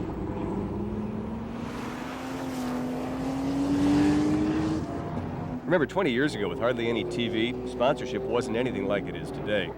And then guys like Stommelin, Schurte, Johnny Rutherford, Rick Mears, they were all paid basically by the factory, through Volkswagen of America. Redman, Brian Redman, he was paid that way too. I remember the first race that you and I raced together, we also won. and that was the Sebring. And that was your first race back after your big accident, wasn't it? Yes, the Sebring 1978. And you had a lot of apprehensions, I remember, about that. I'd had a very bad accident in May of 1976 when the new Can-Am car, they changed the rules for Formula 5000, which was an open-wheel single-seater with a 5-litre Chevy. And they said, you've got to put bodywork on. And when we came to the first race with this new bodywork on, the car was very good. It was quick, it was prepared by Chaparral cars. And I came in the pits after about 15 or 20 laps into the practice period. Jim Hall said, how's the car? I said, it's great. He said, do you want to do anything? I said, yeah, let's take 1/4 of an inch off the front wing, which he did. And I went out, and on the next lap, at the top of the 170-mile-an-hour main straight, it was uphill, the car took off and went 30 feet in the air, turned upside down, came down, broke my neck, shoulder, breastbone and ribs. I had bruising of the brain, which my wife said I've never recovered from. Well, you must not have, you're still doing it all. Well, absolutely. I mean, this is now, here we are, 15, 16 years later. And when I was recovering, I thought I've got to race. I'm going to aim for the Sebring 12 hours in March of 1978. And so I started walking first of all, and then trotting, and then running. And I asked Joe Hoppen, who was the great Führer of Porsche Motorsport. I said, Joe, can you find a car for Sebring? Not something that's a winning car, but something to drive around in. Yes, Brian, yes. And he said, I have a good car, second car with Dick Barber, with Bob Garretson, and with Charlie Mendez. And he said, Charlie Mendez is the racetrack promoter and hasn't done much racing, and I don't think you'd done. No, I hadn't raced for about 5 or 6 years. I'd quit. My first race back as well. In the dark and in the lead now in the pits, car number 9 with a 1-lap lead over second place 13, a 3-lap lead over third place 95. You're leading. Yep, right here. There's still an hour and a half to go. We're starting to worry because the third place car, Hurley Haywood and Bob Hagstead, I think it was, they're really flying. They passed Shaw and Spalding for second shortly after this.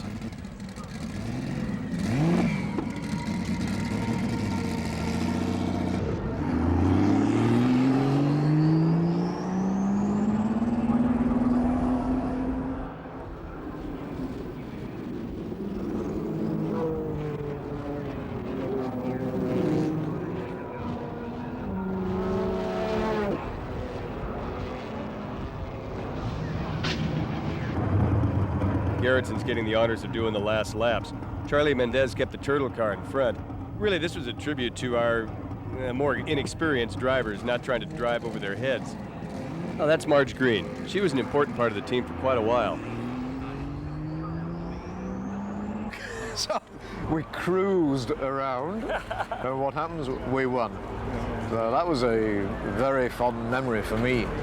So we're all there, and the interviews come, the guy who with the microphone, he comes up and he says, okay, he says, Bob, he says, how was it out there? And I said, oh, it's great, yeah. He says, well, how long have you been racing? And I said, well, this is my first race. And he, gas look on his face and off to the next person. He didn't want to talk anymore after that. Cute. But clear something up for me here. You guys race primarily in the U.S. in IMSA, which is now professional sports car racing. Right. This one here at Laguna is IMSA, International Motorsports Association. But IMSA had a finger in Le Mans, and then there's the World Championship of Makes that's run primarily in Europe, but kind of shared a couple of IMSA events over here in America, right? Right. The U.S. events being the Daytona 24 and Watkins Glen. But Le Mans is the big one. Our first time at the big event. We get stuck way out back of everything. We're the new kids on the block, so things are pretty crude. Like that's Brian Redman there, best place he could find for a nap. Still, it was a huge deal for us. Oh, next year, don't let the non-French music fool you.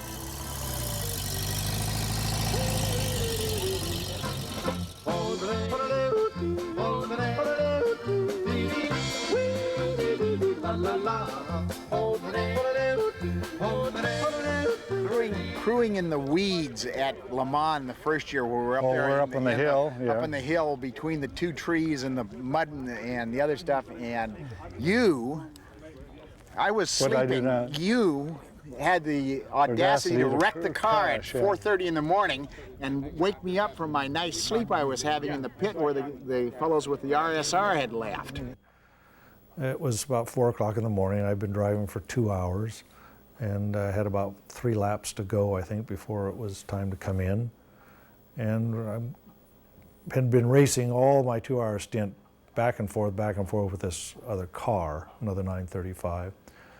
And so I figured, well, I got him this time down the straightaway, and I passed him and went into the turn, and I think the tires were getting tired, and you know, I mean, I was tired, and started to lose the rear end.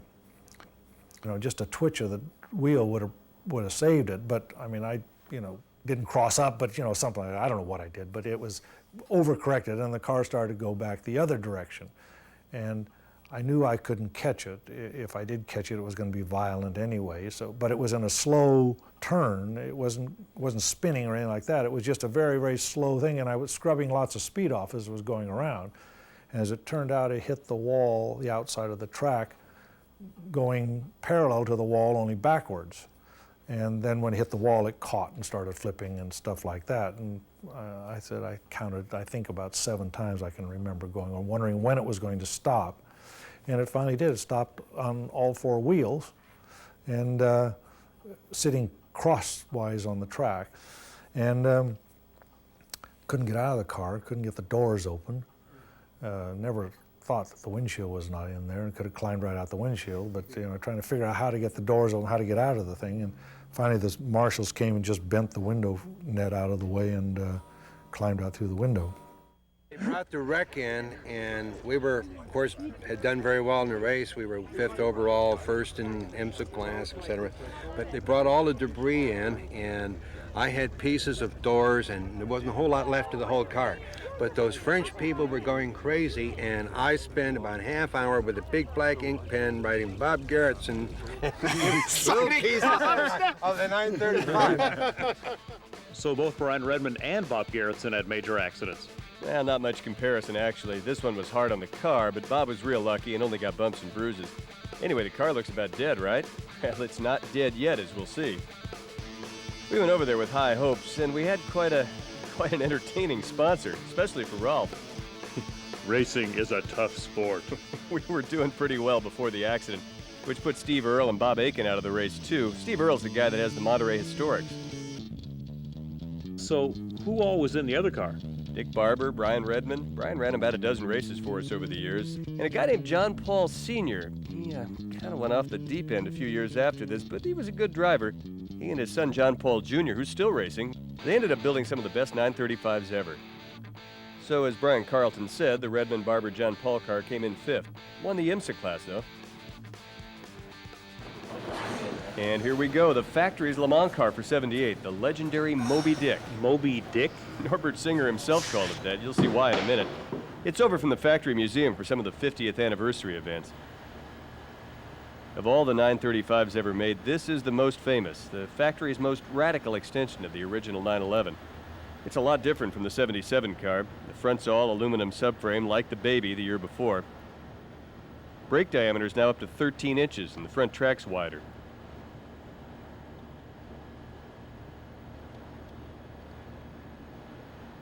See the steering wheel? First 935 with right-hand drive.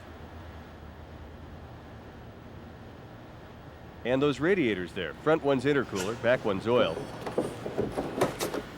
Another of those infamous double rear windows. More space frame. And also first upside-down transaxle in a 935. Why'd they do that? Everything's lower, which meant the axles, the half shafts, would be at too much of an angle off horizontal. Those donuts can only take so much angle mismatch.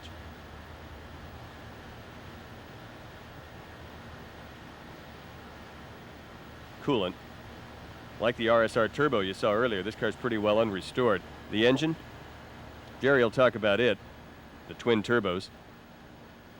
The original Moby Dick car, which was done by the factory specifically for Le Mans, had a completely different motor. Yeah. It had actually a water-cooled head motor on it, 4 valve per cylinder, and it wasn't related to anything else that we saw here. It was a purpose-built car. And it made quite a bit more horsepower than we had with our air-cooled engine. Interesting that the engine was finished before the chassis was even started. And now you begin to see why it's the Moby Dick. Imagine it in all white. a lot lower than the earlier ones. Norbert Singer re-examined an earlier rule change that allowed you to modify a car's floor and side panels so there'd be more clearance. Now, that was for the fat exhaust pipes of turbocharged front-engine cars like the BMW 320. But Singer interpreted this as a way to raise his car's floor while lowering the body. Ended up being about 3 inches lower than the 77 car. Rear wing's way out back. So what was it doing in the Bay Area? What do you mean was? It's here now for the Monterey Historics. These pictures were shot just a little while ago.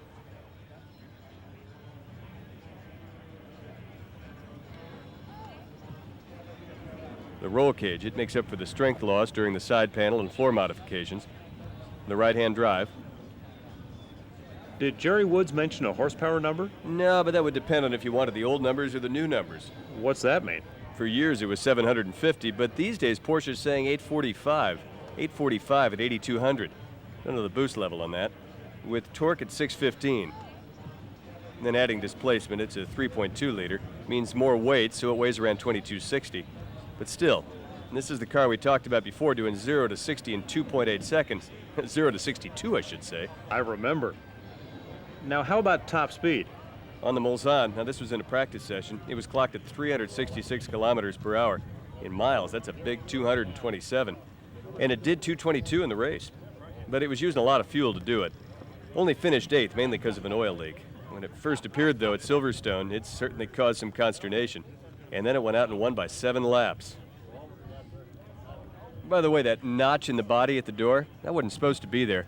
They thought the design had been improved in its original form, with the sides as one uniform shape front to back, with some big NACA ducts for cooling, but they had to change to this. But the whole thing turned out to be pretty darn effective anyway. I think we've got to get on toward the end of 78. How'd you do in the IMSA championship?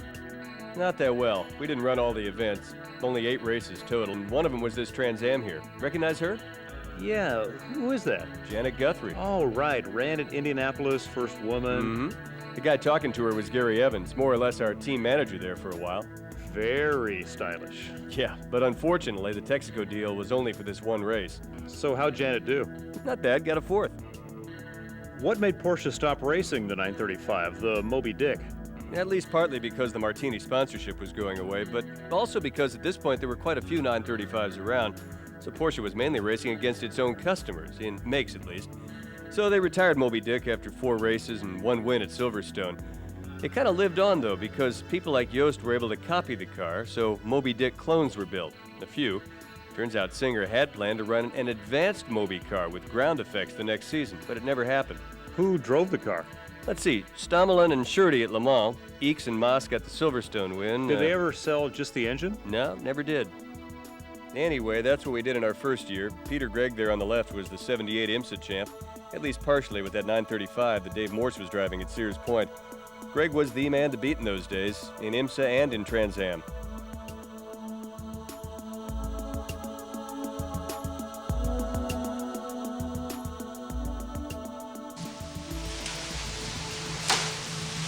Oh, nice one.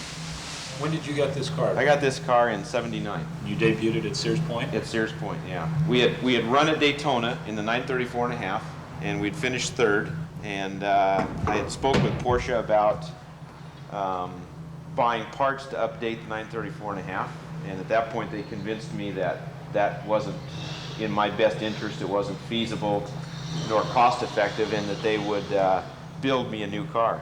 And I went to Germany and met with Porsche, and they sold us a car. But anyway, it was the last or the second to the last 935 ever built from the factory. I think it was the last car ever built from the factory, I believe. Yes, this is the car that was at the reunion. And yes, Bruce has been known to grow a beard or two over the years. It was interesting because the Porsche factory had committed to building a certain limited number of 935s for IMSA, and they made an accommodation to build one more for us. So Porsche felt that we would drive the car quick enough and make a good enough showing that they thought it was worthwhile for them to build another car for us. At the time I was racing it, we went through this car and stiffened up the tub somewhat, and we changed all the connections. Well, we changed the roll bar in terms of we tied it into the body and made the body stiffer, and then we changed all the ends on the roll bar to make it so that it secured better. Just basically stiffened up the car, And then when we got done doing all that work, rather than just leaving it aluminum, I didn't want to maintain it, because in the aluminum you're always cleaning it, so I just took and had it anodized black. But when we restored the car, you know, as we raced this car, it got updated. When I restored it, I put it almost all back to the original work. We did leave the suspension upgrades because they're all Porsche and it's all stock, except the car sits lower. But we put it back to the water-cooled motor. We put all the stock bodywork back on. I thought it was a lot prettier, and it was what it was when I got it. So we put all the original body parts back on. I never threw any of them away. I kept them. So we put the car mostly back to original. We kept some of the upgrades, but it's mostly the way it was when the factory built it now. It's a 934.5. That's the single turbo. What's the difference between driving it and driving this? A lot. First of all, I think it's 150 less horsepower than this car. I think the 934.5s were about 650 horsepower, so it has considerably less power. It has a lot more lag because it's a single turbo, so you have to spool up and wait a lot longer to get up speed, where the twin turbo car, this is a bigger engine, and with the twin turbo car you stand on the gas and it's pretty responsive. It has a lot of torque. Beyond that, everything's different about it. It doesn't have near as big of tires on it, and didn't have the brakes that this car has. It didn't have the aerodynamics that this car had with the bodywork. It looked more like a normal turbo Porsche. The 34 versus the 34.5. The 34 was like a real street car. Like a real street car, yeah. 34.5 seemed like a huge leap from the 34. Yeah, and then you get to this car, and it's the same leap. It's a world again, yeah.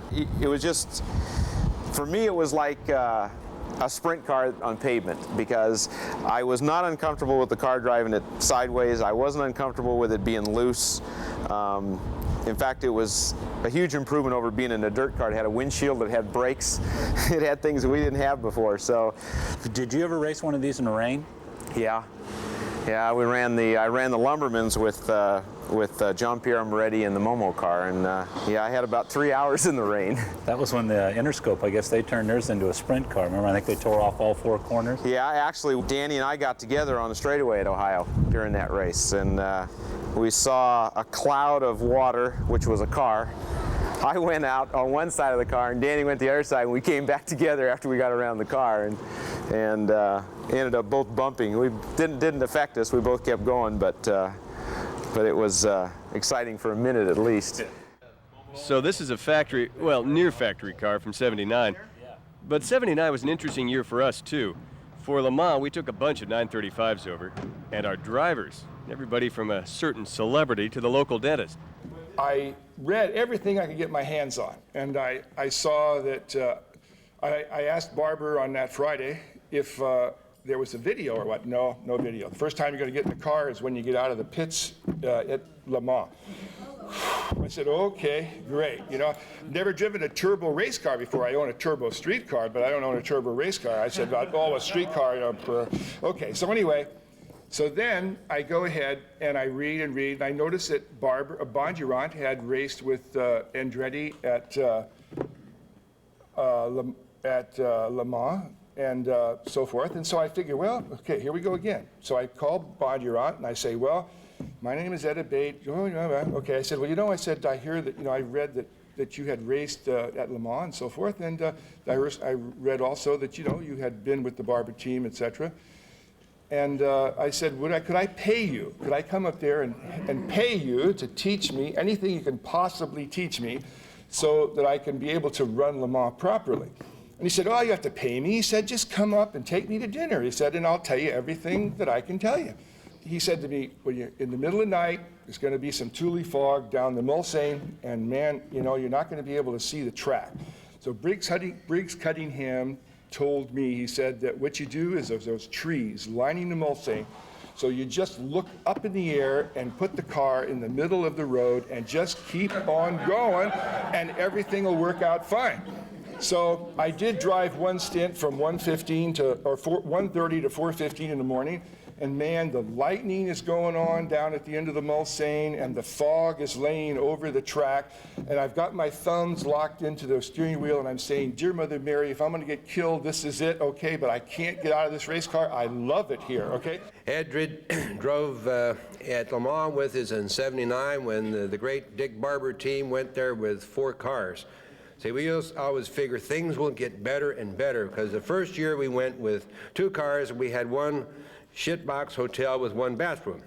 So the next year we go and we got 4 cars, so we upgraded 2 bathrooms. And we used to tell Dick, finally everybody will get a shower when we come here with 12 cars. So it almost worked out that way. But speaking of the Mulsanne and everything, remember this car, the one Bob Garretson crashed? The one you said wasn't dead yet? Right. We pulled everything out of it we could, the engine and transaxle pieces, bought a new chassis. This bodywork here and a lot of other parts from Porsche ended up with a low-mileage 79 spec 935, fresh for the 79 Le Mans. Did it right at the shop, a lot of it by the volunteer guys. For all the years we raced, we had a ton of volunteers, and then we had some full-time mechanics that they worked with. And so the full-time mechanics would tell them what to do each night. And the thing was, there was only 3 or 4 full-time mechanics. Guys would come at 6 o'clock at night from their jobs, you know, and sometimes we would have dinner brought in, sometimes we'd go out and have a hamburger or something like that. But we usually worked from 6 to 11, Tuesday and Thursday night.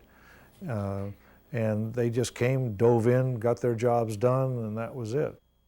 I think one of the best compliments we ever got paid, we were at a race at Riverside, and Peter Gregg, who was probably the most well-known Porsche driver ever, had a little problem, I guess you might say, with his pit crew. And he, in fact, I think that was the race where he punched his crew chief and knocked him back over the wall. And he came over to Bob and he asked Bob, how much are you paying these guys? Like he was going to hire our pit crew in. And he asked Bob, well, how much do you pay these guys? And Bob says, well, gee, that guy and that guy and that guy, those are the 3 full-time employees. And the other 3, all the other people, we're all volunteers. We don't get paid anything. And that, to Peter Gregg, that did not compute. His mouth fell down to the ground. He turned around and walked away, shaking his head. He could not believe that here was 15 guys that were out working their butts off, beating his crew, who was a bunch of paid professional guys. Here's a bunch of amateurs out there doing it, and we're doing it better than his people are. Well, and the thing is, you didn't have to worry about stuff like that at the Glen when Paul Newman drove with us. And Paul would come out to the wall, and I'd be running the board and the watch, and Stommelin is just getting quicker and quicker. Finally, he parks it after the first practice session, or first qualifying, and we're on the pole, and Paul is asking me to look at the times. And he said, well, where are my times and where are his? And I said, hey, you don't go quicker, you won't get in the car. Barber's faster than you are. Whoa, wait a minute. The team manager said to him at the time, he says, you know, there's that guy and myself. We are the salaried employees. The rest of these guys, they come here for fun. They don't get paid for anything. They have one reward, winning. And they'll be the first guy to say to me, get that movie star the hell out of there, put a shoe in that car. And so he said, and that's when he took up the challenge, and he sat with Stommelin and talked. You see Rolf telling him, and you see him shifting and turning the boost. And then we put an old milk carton in there and strapped Paul in. We got IMSA to give permission for a 1-lap ride. And Rolf talked to him the whole way around there. And next time in the car, Paul was, I think, 3.5 seconds faster. Just that's how quick a study he is, but he was not going to be left out of the car because he was too slow. He learned his lines quick, is what it is. I always felt that the car was pretty good and the driver needed work. It was a hard car to drive to its potential, wasn't it? Yeah, and I don't know that I was good enough. I mean, I ran the car twice, really. Once at Le Mans and the other time at Watkins. We finished second in both races. Stommelin did most of the setups for the cars. It was a quick car. It was very good to us, and it had every possibility of winning that race. I think we should have won Le Mans. The year that when Paul Newman went with his, no doubt most of you have heard about that, where we were the bad guys and the good guys, and really we were trying to race, and Paul was such a big celebrity over there that you couldn't get near the race car. If Dick would come in and they would look at our blackboard, and that was where we would list what happens, driver change, brake pads, tires, whatever. And they would see Le Paul Newman, and so they would all show up in the pit lane. The car comes in and you can't work. The team was great, and the car was great, and the racing was wonderful, and exhilarating. But I couldn't handle the crowds. I couldn't handle the photographers, and it just ruined everything for me. I couldn't get from the camper to the car. You couldn't even get in the car from the car. And at night, it's pretty hard if you got about 4,000 flash bulbs going off in your eyes to go out and start driving. I mean, I thought they were certainly less than courteous. Yes.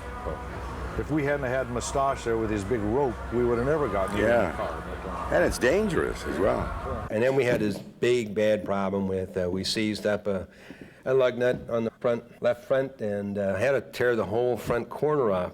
So we're frantically doing this in the pits. It took us about 18 minutes, which was considered like record time, and we had standing ovation from the 3 million people who were there when we pulled out of the pits again. Now, before that, we had been cited by the Automobile Club de l'Ouest for being bad guys, because as we get ready to go over the wall, and you've got a 19-inch tire here under your wheel and a gun, and then you jump over there and kind of whip that airline. And that got rid of a lot of people so that you could kind of get in there. And Greg would pick them up under his arm and throw them in the Interscope pit down about 2 down from us. And those guys thought this was wonderful. Hey, these guys are giving Greg a hard time. Let's kick his ass, So these photographers didn't like it. Automobile Club de l'Ouest kind of wrote us up and 10,000 franc fine or for unsportsmanlike conduct or something. And then when we pulled off this deal and replaced the front corner of the car and got back in the race, and we finished second. We went from the bottom of the pile to being the good guys, and we had brought Paul Newman to France. Everybody thought that was cool, and Joanne was there, and daughter was there riding horses and all this kind of stuff. So we all had a wonderful time. Wonderful, but not a win. Except for IMSA class, we won that again. But at least it was a 935, this one, that did win overall. Klaus Ludwig drove, plus 2 Americans, 2 of the Whittington brothers. They had their own, the Whittingtons this is, had their own 935, but this one was faster, so they bought it just before the race. And it was a tough race for them, too. Is that a model? Uh-huh, Quartzo's done a bunch of 935s. Anyway, the reason we thought we could win was there's a toothed belt that drives the fuel injection pump, and theirs broke out on the course. Don Whittington was driving, and he managed to get the alternator belt to run the injection pump, used duct tape, and who knows what else. Took an hour and a half to get back to the pits, but because of our problems, of course, the Whittingtons were supposed to have been involved in drug trafficking back then, but it's still the greatest single achievement of a 935 to me, winning Le Mans overall in '79. And you remember the car that was made into a 935 in '78? Yeah, it was white. That car is the forefather to this car. The team, the Kramers, they call it a K3. Now this one's the original K3, the best of the 3 935s the Kramers had there in '79. Even though you guys didn't win, this whole thing's pretty amazing. Winning Sebring, second at Le Mans with Paul Newman, for Pete's sake. Can you tell which driver makes his living racing? Yeah, where's his Budweiser? Now, your lodging wasn't too great, right? What was that expression Brian Carlton used? Hey, some of the places weren't bad. Like Malicorn here in '79. We liked it enough to stay again the next year. Yeah, not bad for a little Porsche repair shop. How did that happen? Just kind of grew. Catalog sales helped. We helped friends with their race cars, like testing Dwight Mitchell's 914 for rigidity in 1972. This is at the Hewlett-Packard plant where I just happened to work at the time. Built this autocross car. Did a bunch of autocrossing over the years. Did a 914 engine for a midget, too. And the Newman Draeger team did engines for their off-road cars. And that led to Pikes Peak in '75 and '76. In '76, some young desert driver type named Rick Mears drove the car. That's him there doing some secret tire tweak. And the tweak paid off, because 1976 was the year Rick won Pikes Peak.